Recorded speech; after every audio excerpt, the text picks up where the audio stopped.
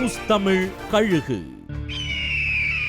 தமிழகத்தின் அடுத்த டிஜிபி யாருங்கிற பட்டிமன்றம் போயிட்டு இருக்க நேரத்துல சங்கர் ஜிவாலே தேர்தல் வரைக்கும் டிஜிபியா நீடிப்பாருங்கிறாங்க.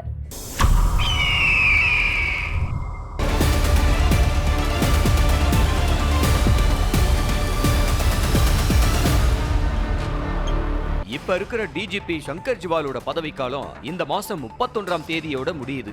ஆனா அவரை ஜூலை 31லயே மெடிக்கல் லீவ்ல போக சொல்லி அதிகார மேலிடம் மூலமா அழுத்தம் கொடுக்கப்பட்டதாம். அப்படி அவர் போயிருந்தார்னா அந்த இடத்துக்கு இப்ப லஞ்ச ஒழிப்பு துறையில இருக்கிற அபய்குமார் சிங் வந்திருப்பாரு. இவருக்கு இன்னும் 6 மாசம் சர்வீஸ் இருக்கு. ஆனா சங்கர் ஜிவாலோ மெடிக்கல் லீவ்ல போகாம காசி திருப்பதின்னு ஆன்மீக பயணம் கிளம்பிட்டாரு. இப்ப வரைக்கும் அவரு தான் டிஜிபி. இதனால அபய்குமார் சிங் டிஜிபியாக முடியல. சங்கர் ஜிவாலுக்கு பிறகு டிஜிபி ஆகிற சான்ஸ் சந்தீப் ராய் ரத்தோருக்கும் சீமா அகர்வாலுக்குமே இருக்கிறதா சொல்றாங்க. செப்டம்பர்ல புது டிஜிபி பதவி ஏத்துக்கிட்டாலும் அவரு 6 மாசத்துக்கு தான் டிஜிபியா இருக்க முடியும். காரணம், தேர்தல் வர்றதால தேர்தல் ஆணையம் அந்த நேரத்துல எலெக்ஷன் டிஜிபின்னு ஒருத்தரை போடுவாங்க.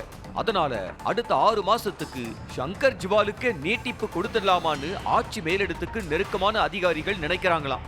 ரத்தோரும் சீமா அகர்வாலுமே அதையே விரும்புறதா சொல்றாங்க. இப்ப டிஜிபியானா ஆட்சி மாற்றம் நடந்துச்சுன்னா அடுத்த வர்ற ஆட்சியில தங்கள் மேல அரசியல் சாயம் பூசப்படும்னு நினைக்கிறாங்களாம். இந்த நிலையில தான் மதுரை உயர்நீதிமன்ற கிளையில இருக்கிற டிஜிபிக்கு பதவி நீட்டிப்பு கொடுக்காம உச்சநீதிமன்ற அறிவுறுத்தல் படி புது டிஜிபியை போடணும்னு ஒரு பொதுநல வழக்கு தாக்கலாகி இருக்கு.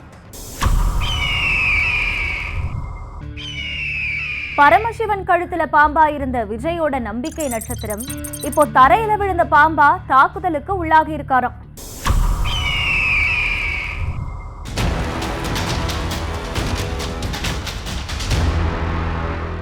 தாவேக தலைவர் விஜய்க்கு ரொம்ப நெருக்கமான நம்பிக்கை நட்சத்திரமா இருந்தவர் முன்னாள் வருமான வரித்துறை அதிகாரி அருண்ராஜ்.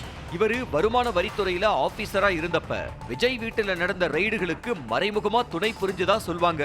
இவர் மேல விஜய்க்கு நெருக்கமா இருக்காருன்னு அவரோட உயரதிகாரிகளுக்கே புகாரும் போச்சு.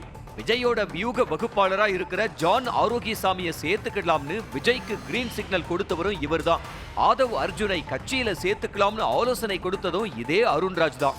ஒரு காலத்துல அவர் சொல்றதே விஜய்க்கு வேத வாக்கா இருந்துச்சு.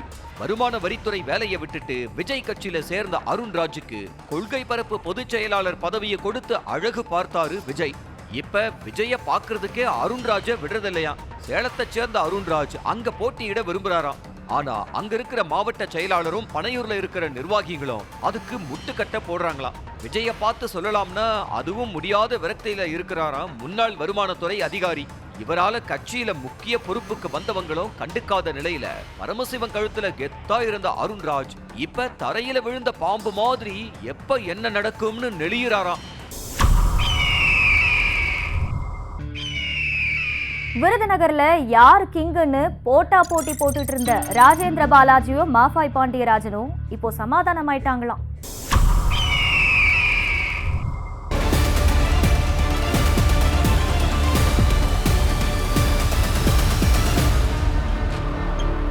விருதுநகர் இல்லன்னா சிவகாசியில இந்த முறை நின்னுடணும்னு மாஃபா பாண்டியராஜன் சென்னையிலிருந்து அங்க போய் தேர்தல் வேலையை பார்க்க ஆரம்பிச்சாரு. இவரு விருதுநகர் மாவட்டத்துக்குள்ள வந்ததுமே கண் சிவந்து கொதிக்க ஆரம்பிச்சிட்டாரு ராஜேந்திர பாலாஜி. என்னைய மீறி அவர் இங்க அரசியல் செஞ்சிட முடியுமா அப்படின்னு சவால் விட்டாரு. ஒரு கட்டத்துல மாஃபாவுக்கு சால்வை போட போன கட்சிக்காரரை மேடையிலேயே அடிச்சிட்டாரு. குறுநில மன்னர் போல இருக்காருன்னு ராஜேந்திர பாலாஜியை பத்தி மாஃபா பேச, ஆமா நான் குறுநில மன்னர் தான், உன்னால என்ன செய்ய முடியும்னு சவால் விட்டாரு ராஜேந்திர பாலாஜி. ஏற்கனவே தென் மாவட்டங்கள்ல செல்வாக்கு குறைஞ்சிருக்கிற அதிமுகவுல 2 முன்னாள் அமைச்சர்களும் வெளிப்படையா மோதுறது எடப்பாடி பழனிசாமிக்கு தலைவலியை உண்டாக்க அவரோட விருதுநகர் சுற்றுப்பயணத்துல அது பிரச்சனையாகும்னு யோசிச்ச கட்சி தலைமை இபிஎஸ் சொல்லி மாஃபா பாண்டியராஜனை நேர்ல வர வச்சு பேசினதா. ராஜேந்திர பாலாஜியும் மாஃபாவும் ஒரு முறை நேர்ல சந்திச்சு பேச சொன்னாராம் இபிஎஸ். அதுல ஒரு உடன்பாடு ஏற்பட இனி விருதுநகர் மாவட்ட கட்சி விவகாரத்துல தலையிட மாட்டேன்னு ஒத்துக்கிட்டாராம் மாஃபா. இதனால உற்சாகமான ராஜேந்திர பாலாஜி விருதுநகர் மாவட்டத்துக்கு எடப்பாடி வந்தப்ப பெரும் கூட்டத்தை கூட்டி தன்னோட நன்றியை காட்டிட்டாராம்.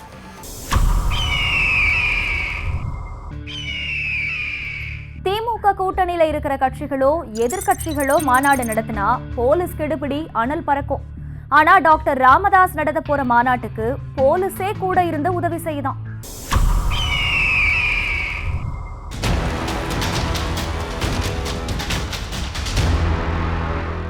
அண்மை காலமா தமிழ்நாட்டுல திமுக கூட்டணி கட்சிகளோ எதிர்க்கட்சிகளோ மாநாடு போட்டா காவல்துறை தடை போடும், இல்லன்னா பல நிபந்தனைகளை விதிக்கும். போன வருஷம் கம்யூனிஸ்ட் கட்சி நடத்தின மாநாட்டுக்கு அனுமதி வாங்குறதுக்குள்ள போதும் போதும்னு ஆயிடுச்சுன்னு கம்யூனிஸ்ட் கட்சி தலைவர்களே வெளிப்படையா பேசினாங்க. ஒரு மாநாட்டுக்கு போலீஸ் பெர்மிஷன் வாங்குறது லேசுபட்ட காரியம் இல்ல. ஆனா பூம்புகார்ல டாக்டர் ராமதாஸ் நடத்த போற மகளிர் மாநாட்டுக்கு காவல்துறையே அந்த கட்சி நிர்வாகிகளை அழைச்சி பல ஆலோசனைகளை கொடுத்திருக்கான். மாநாட்டை சிறப்பா நடத்துறதுக்கு நாங்க முழு ஒத்துழைப்பு கொடுப்போம்னு உறுதி கொடுத்திருக்காங்களாம். ராமதாஸ் தரப்புல இருக்கிற நிர்வாகிகள் தமிழ்நாட்டோட சில அமைச்சர்களோட நெருக்கமா இருக்காங்களாம். அமைச்சர்களோட இணக்கமா இருக்கிறது ராமதாஸுக்கும் தெரியுமா. ராமதாஸ் தரப்புக்கு என்ன உதவினாலும் உடனே செஞ்சு கொடுக்க சொல்லி ஆட்சி மேலிடமே சொல்லி இருக்கிறதா சொல்றாங்க. இதனால தான் பூம்புகார் மாநாட்டு வேலையை அந்த கட்சியை விட காக்கிகளே இழுத்து போட்டு செஞ்சுக்கிட்டு இருக்கிறதா சொல்றாங்க.